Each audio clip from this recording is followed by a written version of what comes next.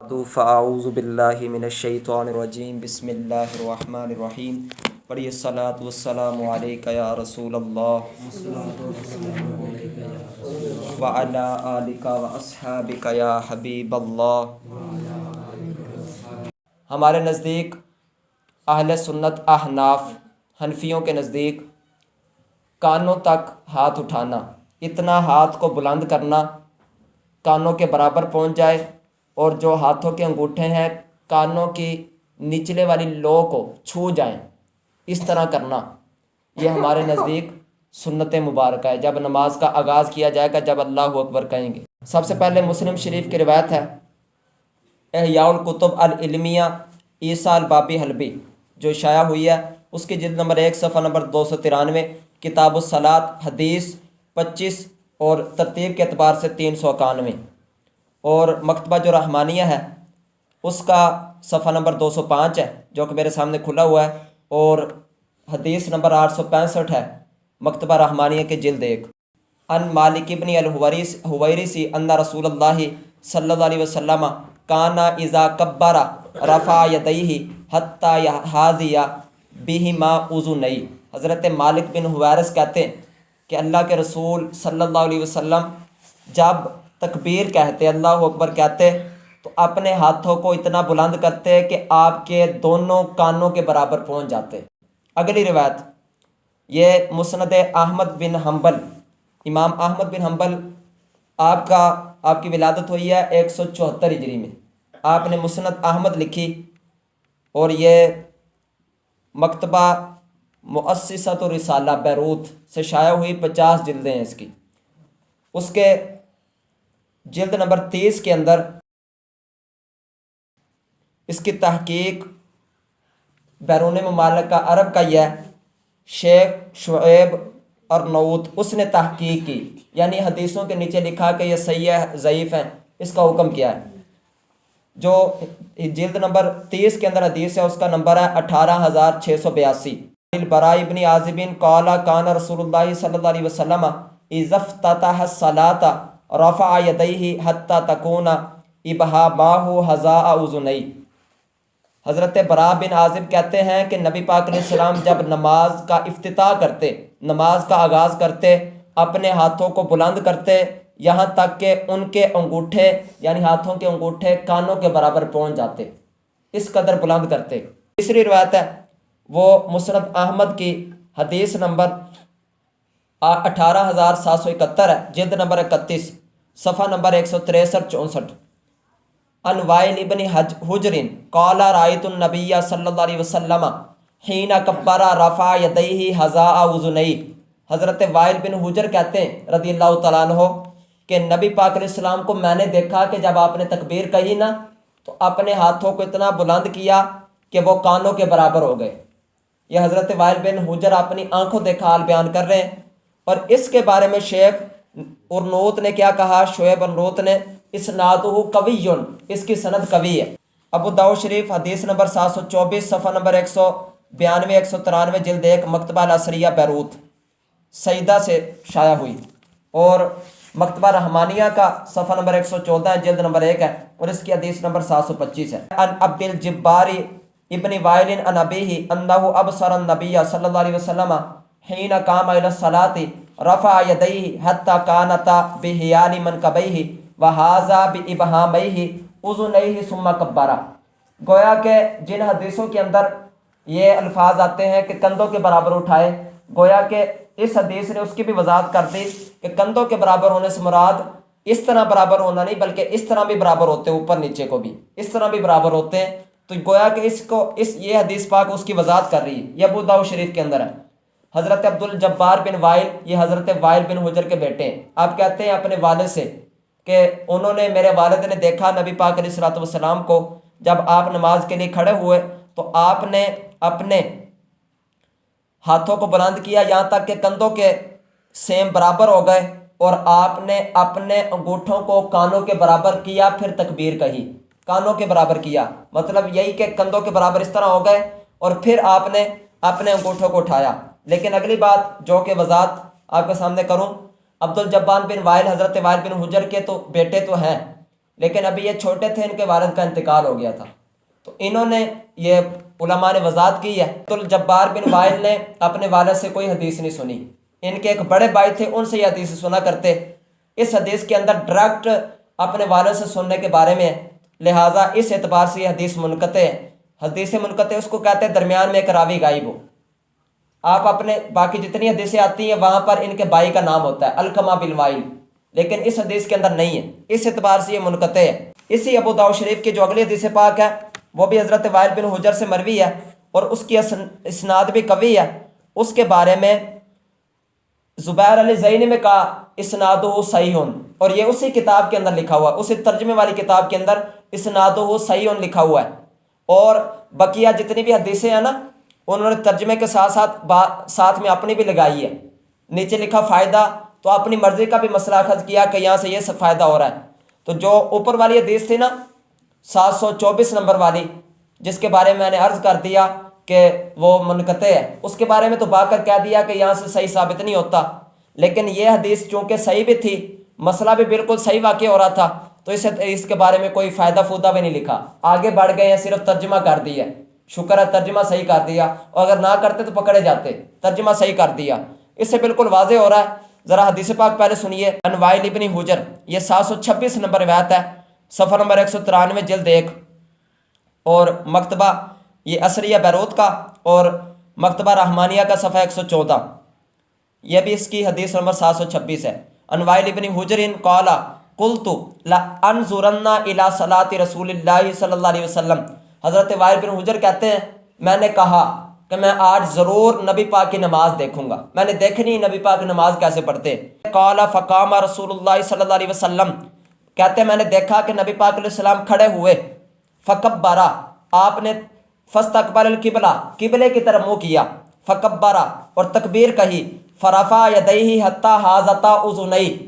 پھر نبی پاک نے تکبیر کہی اور ہاتھوں کو اتنا بلند کیا کہ آپ کے کانوں کے برابر ہو گئے۔ تو علامہ بدر الدین عینی رحمۃ اللہ علیہ 855 ہجری میں آپ کا وصال ہوا، ابو داؤد شریف کی شرح لکھی ہے آپ نے، جلد نمبر 3 صفحہ نمبر 310، شرح ابو داؤد۔ کیا لکھتے ہیں آپ؟ کہتے ہیں کہ یہاں سے بہت سارے وَيُسْتَفَادُ مِنْ هَذَا الْحَدِيثِ فَوَائِدٌ،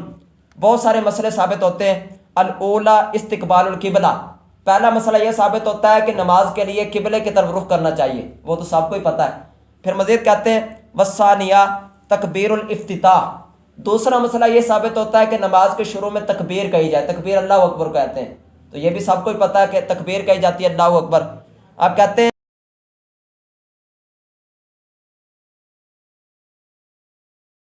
محاذات الیدان بالاذنین عند الرفع، کہ کانوں تک ہاتھوں کو اٹھایا جائے جب ہاتھوں کو اٹھانے لگے، یہ بھی ثابت ہو رہا ہے اور بالکل واضح ترجمے سے بھی، تو لہٰذا یہ حدیث پاک ہمارے موقف کے لیے بالکل واضح ہے۔ اگلی جو روایت ہے مصنف عبد الرزاق کے اندر ہے، امام عبد الرزاق کا وصال ہوا ہے 211 ہجری میں، امام بخاری کے استاذ ہے، حدیث نمبر 2530 ہے، جلد نمبر 2 ہے۔ اس کے اندر کیا لکھتے ہیں؟ عن البراء بن عازب قال کان رسول اللہ صلی اللہ علیہ وسلم اذا کبر رفع یدیہ حتی یرى بہامہ قریبا من اذنیہ، حضرت براء بن عازب کہتے ہیں کہ نبی پاک علیہ السلام جب تکبیر کہتے اپنے ہاتھوں کو اٹھاتے یہاں تک کہ آپ کے انگوٹھے دیکھے جاتے کہ کانوں کے قریب ہیں۔ اس سے بھی معلوم ہو رہا ہے کہ کانوں کے قریب تک ہاتھوں کو اٹھانا یہ نبی پاک علیہ السلام کی سنت ہے۔ اگلی جو روایت ہے اس کے بارے میں یہ امام دارقطنی، حافظ دارقطنی رحمۃ اللہ علیہ، آپ نے اپنی کتاب سنن دارقطنی حدیث نمبر 1148 صفحہ 62 جلد نمبر 2 مؤسسۃ الرسالہ بیروت سے چھپی ہے، اس کے اندر یہ حدیث پاک موجود ہے۔ اس کی تحقیق بھی شعیب اور روت نے کی ہے، اور یہ حوالہ ساتھ میں دیا کہ علامہ زیلعی اپنی کتاب نصب الرایا جلد نمبر 1 صفحہ 320 پر لکھتے ہیں کہ عن الدارقطنی اسنادہ کلہم ثقات، کہ امام دارقطنی نے خود اس حدیث پاک کے بارے میں کہا کہ اس کے جتنے بھی راوی ہیں سارے ثقہ راوی ہیں، سارے پختہ راوی ہیں۔ اب حدیث پاک سنیے۔ عن انس کان رسول اللہ صلی اللہ علیہ وسلم اذا افتتح الصلاۃ کبرا، کہ نبی پاک علیہ السلام جب نماز کا آغاز کرتے تکبیر کہتے ثم رفع یدیہ حتی یحاذی ابہامہ اذنیہ، یہاں تک کہ پھر آپ ہاتھوں کو بلند کرتے یہاں تک کہ ان کے کانوں کے برابر ہو جاتے، ہاتھوں کو اتنا بلند کرتے کانوں کے برابر ہو جاتے۔ اس کے بارے میں امام بدرالدین عینی نے بھی شرح ابو داؤد جلد نمبر 3 صفحہ 294 میں یہ کہا کہ سندو صحیح کہ امام دارقطنی نے صحیح سند کے ساتھ اس کو روایت کیا کہ کچھ حدیثوں کے اندر کندھوں تک آتا ہے تو اس کا کیا مراد ہوگا، وہ ہمارے نزدیک کیا ساری ضعیف ہیں، ہم جلدی احادیث کو ضعیف کہتے نہیں جب تک عمل ممکن ہو۔ حضرت عبداللہ ابن عمر کی بعض روایات ہیں جس کے اندر ہے کہ آپ کندھوں تک اپنے ہاتھوں کو اٹھایا کرتے حضرت عبداللہ ابن عمر کے بارے میں، لیکن ان کی اس روایت سے دلیل پکڑنا درست نہیں ہے، وہ اس وجہ سے کہ موطن امام مالک کے اندر ہی ان کی روایات موجود ہیں کہ آپ کندھوں تک ہاتھ اٹھاتے، اور وہی موطن امام مالک کے اندر جو کہ امام محمد بن حسن شیبانی رحمۃ اللہ علیہ امام اعظم کے بھی شاگرد ہیں، امام مالک کے بھی شاگرد ہیں، امام محمد رحمۃ اللہ علیہ، آپ نے جو ان کی روایت کردہ امام محمد بن حسن شیبانی کی جو روایت کردہ موطن امام مالک ہے اس کے اندر یہ روایت موجود ہے، وہ آپ حدیث پاک سنیے۔ آپ بیان کرتے ہیں ان عبد العزیز ابن حکیم ان قال رأیت ابن عمر یرفع یدیہ بحذاء اذنی،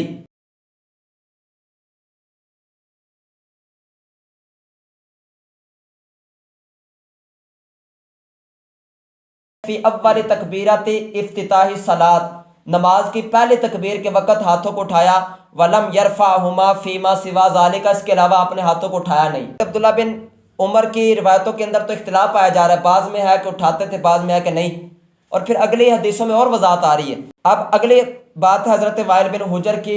مروی حدیث کہ جس کے اندر یہ بھی آتا ہے کہ کندھوں تک ہاتھ اٹھاتے تھے۔ یہ حدیث پاک اگر آپ غور کر لیں گے تو سارا مسئلہ ہی کلیئر ہو جائے گا اور پتہ چل جائے گا ہم ساری حدیثوں پر عمل کرتے ہیں۔ اس کو امام طحاوی رحمۃ اللہ علیہ جن کا وصال 321 ہجری میں وصال ہوا، آپ نے طحاوی شریف حدیث نمبر 1170 جلد 1 عالم الکتب بیروت سے یہ شائع ہوا، اس کے اندر آپ نے اس روایت کو لکھا،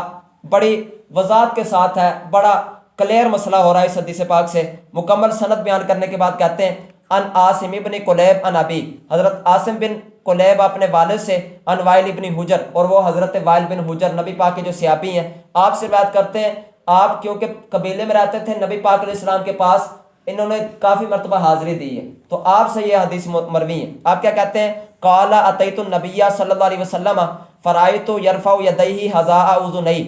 آپ کہتے ہیں کہ میں نبی پاک کے پاس آیا، میں نے نبی پاک کو دیکھا کہ آپ نے اپنے کانوں کے برابر ہاتھوں کو اٹھایا، اذا کبرا جب تکبیر کہی، واذا رفع واذا سجد، یہ جب آپ اٹھے اور آپ جب نے سجدہ کیا تو اس وقت بھی آپ نے اسی طرح کیا، فذکر من ھذا ما شاء اللہ، پھر آپ نے مزید بھی اور بہت ساری باتیں ذکر کی۔ قال ثم اتیتہ من العام المقبل، حضرت وائل بن حجر کہتے ہیں یہ سال گزر گیا، جب میں اگلے سال نبی پاک کے پاس حاضر ہوا، پھر کیا ہوا؟ آپ کہتے ہیں جب اگلے سال میں حاضر ہوا، وعلیہم الاکسیۃ والبرانیس، میں نے دیکھا کہ انہوں نے اپنے اوپر چادریں اور کمبل اوڑھے ہوئے ہیں، صحابہ کرام نے، سردیوں کا موسم تھا، سردیوں میں گئے تو کہتے ہیں میں نے دیکھا چادریں لی ہوئی ہیں، کمبل اپنے اوپر لیے ہوئے، پھر نماز پڑھ رہے ہیں۔ فکانوا یرفعون ایدیہم فیہا واشار شریک الی صدری، حضرت شریک اس کے ایک راوی ہیں، آپ نے اپنے سینے کی طرف ہاتھ رکھ کے کہا کہ پھر وہ چادروں کے اندر ہی ہاتھ اٹھایا کرتے تھے، باہر نکال کر کانوں تک نہ اٹھاتے، چادروں کے اندر ہی اٹھاتے۔ امام طحاوی نے جس کے بارے میں لکھا وہ سنیے، یہ حدیث پاک یہاں تک ہی ہے۔ پھر مزید امام طحاوی آپ اپنی بات بیان کر رہے ہیں،